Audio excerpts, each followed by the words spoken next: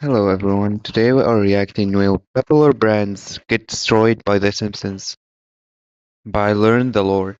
So I hope you enjoy and let's start. 35 years, The Simpsons has been roasting the biggest brands on the planet. From turning Apple into a cult, to making Walmart look like a prison, to literally setting fire to a candy bar that used to sponsor the show, yeah, nobody is safe in Springfield. Did they actually do today, that? I'm going through every time The Simpsons destroyed a popular brand, starting with the most To be fair, I haven't watched The Simpsons. I only knew it from memes and stuff like about Homer.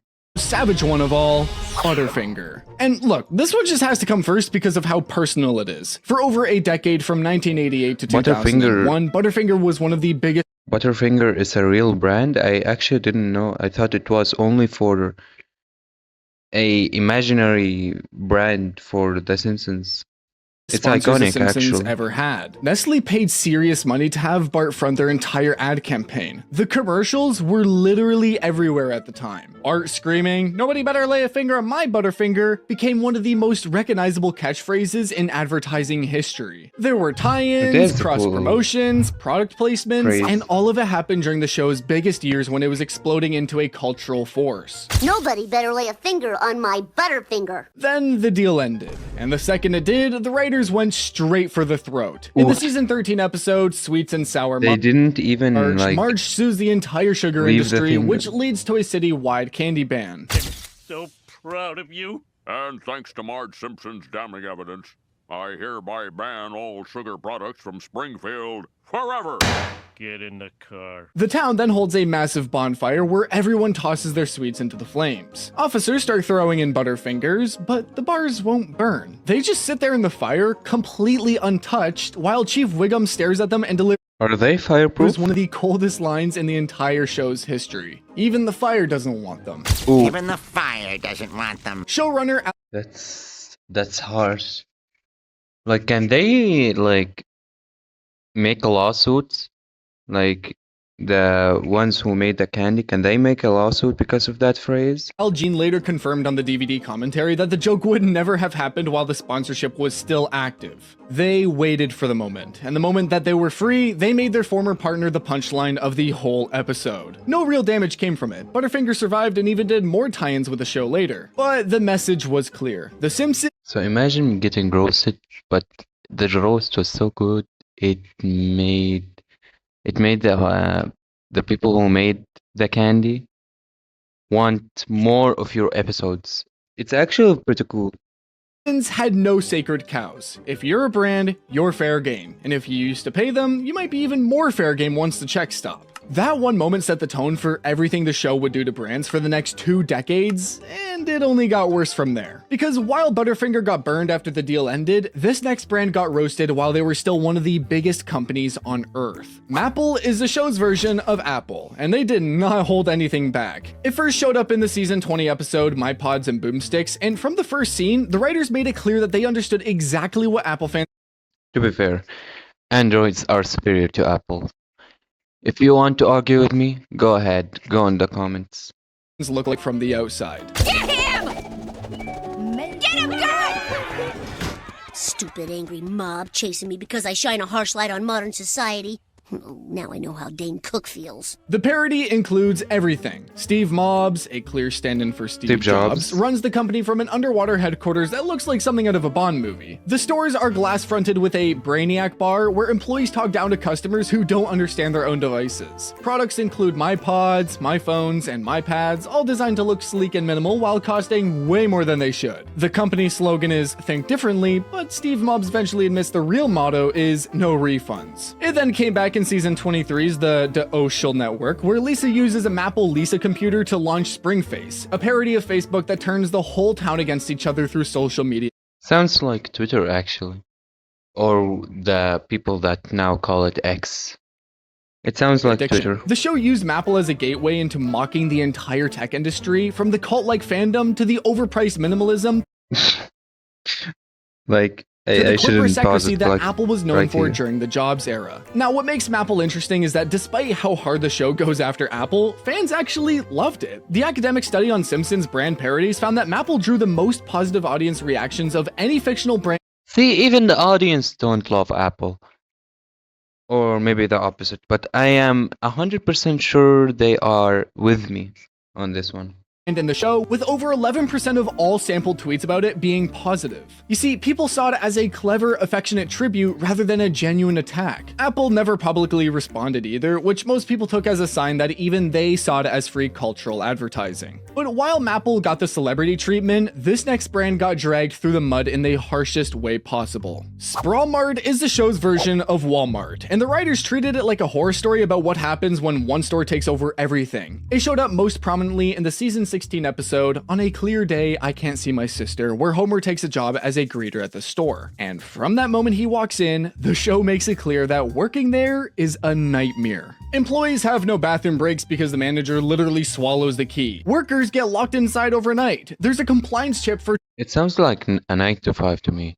It doesn't seem like any difference from tracking real life. everyone. Forced overtime is standard, and the store's rapid expansion is shown destroying every small business in the area, turning the town into a wasteland of empty storefronts with one giant box store in the middle. The show even puts a sign inside that reads, "Still not a parody of Walmart," which is the most Simpsons things possible, calling out exactly what they're doing while pretending that they're not doing it. The store pops up again in episodes like The Fat and the Furious and Covercraft, each time hammering the same Fat and Furious. Oh, it's like Fast and Furious. It's actually a pretty good joke. points about low wages, exploitation, and suburban blight. Look at all these monstrosities. Lisa, how many times have I told you to bow down to our Toys R Us. I don't know what the next corporate one. overlords? The academic study found that Sprawl Mart drew more mixed and negative audience reactions than tech parodies like Maple, with about 24% of all fictional brand tweets being about it. That tracks with how people feel about the real Walmart too. The show was reflecting real-world frustration and turning it into comedy, and it landed because the jokes felt too close to the truth to be just jokes. And guys, if you think those brands had it bad, we're not even close to being done. The next few on this list got taken apart in ways that Let's see, Nintendo, Target, 7-Eleven. I don't only know The the other Simpsons could two. pull off, and some of them actually turned into real products because of it. Krusty Burger Really? is the show's longest running brand parody, and it covers everything wrong with the fast food industry in one greasy package. Run by Krusty the Clown, a chain-smoking entertainer who visibly gags at his own food during commercials, the restaurant serves items like the Rib Witch, the Mother Nature Burger, and the Clogger, which is seen getting spat out on camera in the Simpsons movie. In the season 7 episode, Lisa the Vegetarian, the Mother Nature Burger made with contaminated barley causes a town-wide illness. A pig wearing a hat! To be fair, is it close? Like, because in America, I think some people are complaining about their meat or their products being filled with not everything meat. Could it cause illness? Like long-term exposure to it? Action! I don't know.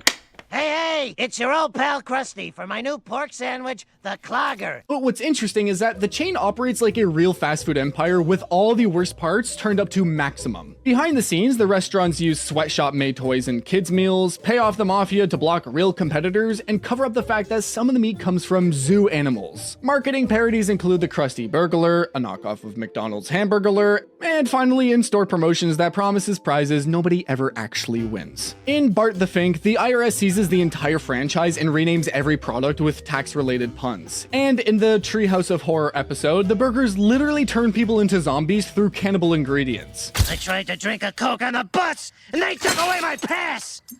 That's no life for a famous Wait, they became cannibals? Also, why is the clown even Well, if smoking? it'll make you feel any better, Krusty, you can punch me in the face. But here's the thing that Do it. proves I how would do it. powerful the Simpson parody For machine free? really is. Despite all of that, Universal Studios built a real Krusty Burger at their theme parks, and it became one of the most popular attractions. People line up to eat burgers from a restaurant the show spent 3 decades calling disgusting. That's the power of The Simpsons. They can make you laugh at something and still make you want to buy it. But if you guys thought a clown selling zoo meat was the wildest thing Springfield ever put on a menu, wait until you see what Is there even more? Homer was drinking. Duff beer is Homer's drink of choice, and the show has spent its I entire think it's what's that? I thought it was Dr. Pepper. Entire run using it to mock every cheap American beer brand in existence. The Duff Corporation floods Springfield with variants like Duff Light, Duff Dry, and Duff Dang. Zero, but a brewery tour reveals that they're all brewed from the exact same pipe and just repackaged with different labels. Halloween. The mascot, Duffman, is an over-the-top part Halloween monsters be getting freaky, I think. Why do I say I think a lot? I should not think. character who shows up at events and stadiums to promote a product that the show constantly connects to Homer's alcoholism, weight problems, and general decline. But Duff Beer became the single greatest success story in Simpsons parody history. Really? After years of unauthorized real-world breweries trying to make actual Duff Beer and getting shut down by Fox's legal team in countries like Australia, the show finally licensed it officially. Today, you can buy real Duff Beer at Universal Studios in 3 varieties: regular, light, and dry. It also Light and dry? Like, what does these mean? Has anybody is there different types of beer? Like, is there dry, light, and normal types? exists as I didn't energy know. drinks and That's promotional something cans new. sold in stores. The academic study found that 97% of all tweets about Duff Beer were positive. People don't just love the parody, they love the product that the parody accidentally created. There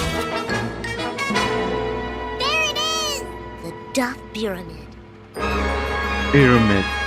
Pyramid contains so much aluminum it would take 5 men to lift it.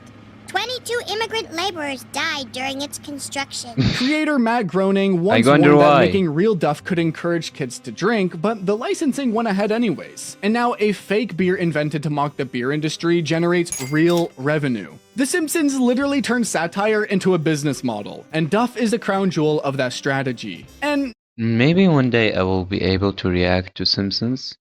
If someone actually asks for it. Which nobody would. you know, speaking maybe. of things that you'd chug without thinking twice, Springfield had a soft drink that made Duff look like a health food. Buzz Cola is Springfield's answer to every hyper-caffeinated, sugar-loaded Oh. soft drink that's ever been marketed to people who should probably just drink water. It shows up in background shots and vending machines throughout the series, starting as early as the season 1 episode, The Telltale Head. The drink is sold everywhere in town, hyped with slogans and promotions that completely ignore the fact that it rots teeth, causes hyperactivity, and leads to health problems that the show treats as running gags. Sounds The biggest like Buzz Cola Coca-Cola. moment comes in the season 16 episode, The Heartbroke Kid, where Bart's addiction to the drink leads to a full school intervention and a withdrawal montage that plays his dependency for both comedy and genuine concern. Buzz Cola! Oh, oh, oh! The bubbles are burning my tongue! Ow! Oh, water! Don't worry, you The will show get used to uses it. Buzz Cola the same way it uses Duff Beer, as a symbol of how Americans will consume anything if the marketing is loud enough and the price is cheap enough. And just like that, Duff and Buzz Cola made the jump to reality. Real Buzz Cola cans were produced as licensed promotional items for the Simpsons movie in 2007, complete with the show's branding. They showed up on store shelves next to the movie's marketing push, and fans bought them as collector's items. By the way, no backlash from Coca-Cola, no angry letters from Pepsi. Literally just a fictional soda that made fun of real sodas now sitting in the same aisles as the things it was mocking. But sugar rushes don't last forever, and the next parody on this list wasn't about what you drink. It was about what your kids begged you to buy. Blocko is the show's version Legos. of Lego, and the I was going to say Toys R Us because it showed it before. If you've seen it. satire goes after the toy giant's grip on children's wallets through overpriced plastic bricks and theme park excess. To be fair, Legos are very, very, very expensive. Yes, they do have a lot of plastic, custom-made plastic. That would cost maybe a lot to make because it's not like the easy type. As you can see here, this one it's not easy to make, I think, because of how many types of Legos there are.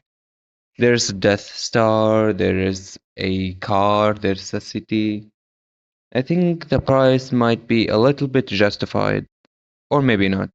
because it's very expensive, $100. Blocko bricks first appeared in episodes like the Season 8 episode, The Old Man and the Lisa, as simple background props, but the full parody peaked in Season 25's Brick Like Me, where an entire episode transforms Springfield into a Lego world. Suddenly, everything literally snaps together. Characters are made of plastic, buildings break apart and rebuild, and underneath the visual gimmick, the episode takes shots at how Lego dominates kids' imaginations while parents pay premium prices for what amounts to tiny pieces of shaped plastic. The implied manufacturing conditions and educational marketing get subtle jabs too, with the show suggesting that the wholesome family image covers up a much more commercial reality. The academic study put Blocko in the negative connotation category for its in-show portrayal, with implied exploitation and commercialization. But on the contrary, audience reactions were Everything turned into Legos? Then who are these? These fellas. And why do they have another? Oh, that's the younger sister. This one.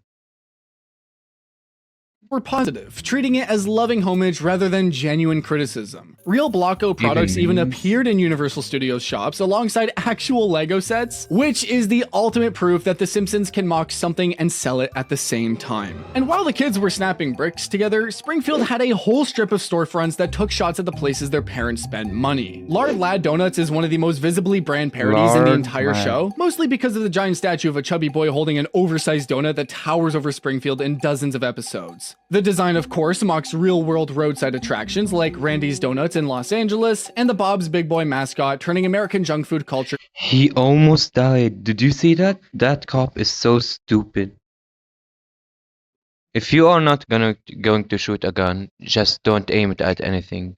Into a literal monument to excess. The statue came to life during the Simpsons movie in a mob scene, rampaging through town before getting destroyed in one of the film's most memorable visual gags. The message was simple. The very things that we worship in American food culture are monsters, and we built them ourselves. Real Lard Lad Donuts pop-ups have appeared at Universal Studios and fan events. Is he wearing a fucking condom?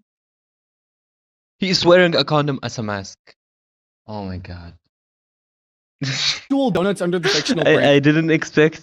Oh, that's a cool shot. I didn't expect Homer to be this stupid. Oh, yes, you're wearing a condom. It doesn't cover anything. Name. Again, The Simpsons managed to mock something and then profit from selling the real version of it. The cycle just never breaks. But if a giant donut monster wasn't enough for you guys, Springfield's most iconic pit stop was about to get a real-world makeover nobody saw coming. Which the one? Squishy is Springfield's version of the Slurpee, a frozen sugar bomb sold at Apu's Quick E Mart in radioactive colors that cause instant brain freezes, sugar rushes, and the kind of health problems that convenience stores never. I think I saw this episode. Maybe they get a whole filling of this kind of drink. A syrup. No, they don't get it. They get syrup. And it makes them go high or something. Put on their signs. It's been a background staple since season 1, showing up in vending machines and counter scenes as the default drink for kids who don't know any better. Maybe I'm wrong. The Quick E Mart itself is one of the show's most famous locations, and during the Simpsons movie promotional campaign in 2007, the parody went fully real. Actual 7-Eleven stores across the country were rebranded as Quick E Marts, complete with working squishy machines, yeah, that's Buzz the Cola one on the shelves, and Krusty-O's cereal boxes lining the aisles. Customers walked into their local 7-Eleven and found themselves standing inside a Simpsons episode. They were rebranded as Quickie Marts, complete with working squishy machines, Buzz Cola on the shelves, and Krusty-O's cereal boxes lining the aisles. Customers walked into their local 7-Eleven and found themselves standing inside a Simpsons episode. Even it was the machine literally don't one of want the to make biggest it. cross-promotional marketing events in fast food history, and it proved that the show's parodies had become more iconic than many of the real brands they were based on. And if a real 7-Eleven could become a Simpsons episode overnight, imagine what the show did to the places you actually sit down and eat at. Is it like Domino's? Red Lobster delivers a deadpan pun on Red Lobster, Red and the name alone Lobsters. implies the seafood is about as fresh as a corpse. It pops up in background restaurants, lists, and quick gags alongside other food parodies. No full episode needed. The name does all the heavy lifting, reinforcing the show's relentless mockery of America's chain restaurant scene, one background sign at a time. And once Springfield was done mocking what you eat, it turned its attention to what you stare at for 6 hours a day instead. Is it like computer? Facelook obviously parodies Facebook's social media empire through addictive scrolling, privacy night Oh my god, do I hate fucking Facebook. I lost 3 accounts on it, and I never actually used it again. Even now, I don't even have it. It's so stupid. How can people get addicted to this thing? Mirrors and fake friend drama, overlapping the spring face and tech-focused episodes. There's a lot of specific interest groups on Facebook. I'm in one about knitting mug cozies with a little window so you can read the funny message on the mug. The slight spelling tweaks skewers Mark Zuckerberg era connectivity culture, endless feeds, targeted ads, and Springfield residents wasting their lives online. But the show didn't just target your screen time. It targeted the exact store where you impulse buy things you definitely didn't need. Bullseye steals Target's famous logo and even its real-life mascot dog for retail signage and shopping montages across multiple Oh my god, episodes. that's so... They have an iconic dog. Target has an iconic dog. Not gonna lie, I would buy from it just by looking at this thing.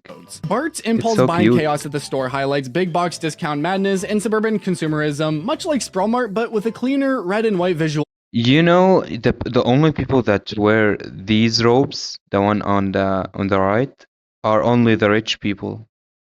The people who have too much money to think. Punch. Target's own mascot sharing. Oh my god, hello there. I have to see someone who is not rich wear these. Also, what's this shoddy? Shauna. The name Hello, just makes Shauna. the joke land harder. And from big box retail chaos, the show walked straight into one of America's most absurd dining concepts. Knockers takes Hooters restaurant concept and runs with. Editor, I think you should cover this or something. You know what bothers me? The people who work at a fast food restaurant as a cashier, or at a convenience store as a cashier, they are mostly the most beautiful humans I've ever seen. I don't know why. The most obvious name possible, complete with waitress-focused satire in bar and restaurant scenes. It mocks the chain's entire marketing approach and America's obsession with themed dining through crude visual gags and customer behavior. Pure absurdity that lands as harmless exaggeration every single time it shows up. And then we got Lamborghini, which roasts Lamborghini's ultra-luxury supercar image with flashy Italian flair, impossible speeds, and wealth excess gags tied to characters like Mr. Burns or visiting celebrities. The name pun and sleek. To be fair, like Lamborghini, I would take a Lamborghini over a Ferrari all day long. With a Ferrari, you can't actually do anything you with it, or you would get into a lawsuit. Anything that you want. You want to rebrand the thing or change something. Like, how can I say it?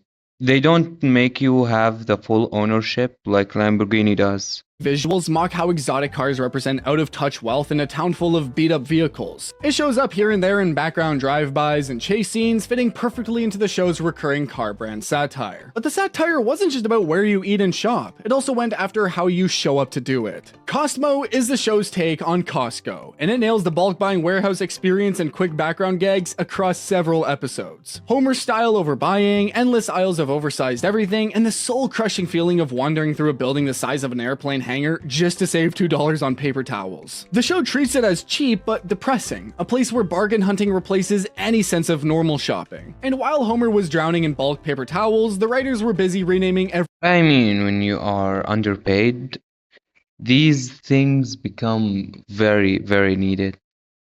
I would absolutely do the same if I was an American. Bloodbath & Beyond takes Bed Bath & Beyond's name and turns it into a gun store. In the season 9 episode, The Cartridge Family, Homer walks in looking for a firearm and finds exactly what he needs in a store that should be selling towels. The show also uses variants like Bed Bath & Bankruptcy and Bed Bong & Beyond in background signs and title cards, each one a quick hit that turns the real store's name into whatever absurd direction the writers feel like going that week. Fortunately, Bed Bath & Beyond never publicly responded to it, and the gags only made the brand more meme-worthy. That same energy runs through every quick hit parody the show ever dropped, and there are more than you think. Funtendo is the show's running parody of Nintendo, and the Z console is a direct shot at the Wii era of motion control. Oh, if Nintendo saw this, they would be drooling. for a lawsuit. In family gaming. It pops up in toy store scenes and ad spoofs, tying into episodes about video game addiction and how consoles turn kids into screen-locked zombies. The name swap is classic Simpsons feature imitation, just close enough to be obvious, but different enough to be illegal. Plus, Nintendo never said a word about it. But funny enough, the show didn't just go after the things you buy. It actually targeted the things little girls were told to dream about. Malibu Barbie. Stacy is the show's version of Barbie, and the season 5 episode Lisa vs. Malibu Stacy is one of the sharpest takedowns of toy marketing the show ever did. Lisa gets a talking Malibu Stacy that says things like, "Let's buy makeup so that boys will like us." And she is so disgusted that she teams up with the doll's original creator to launch a feminist alternative. The episode rips apart how toys marketed to girls reinforce shallow stereotypes, and it does it through Lisa's genuine frustration rather than cheap jokes. The new doll launches successfully, but then Malibu Stacy releases a version with a new hat, and everyone forgets about the feminist one. And once the show was done dissecting dolls, it started firing off brand takedowns faster than the writers could think them up. At this point, the list just keeps on going. It's honestly... Oh my god. Look at this little guy. There's a cat in here. His name is Sugar. I think he is my cat. One moment.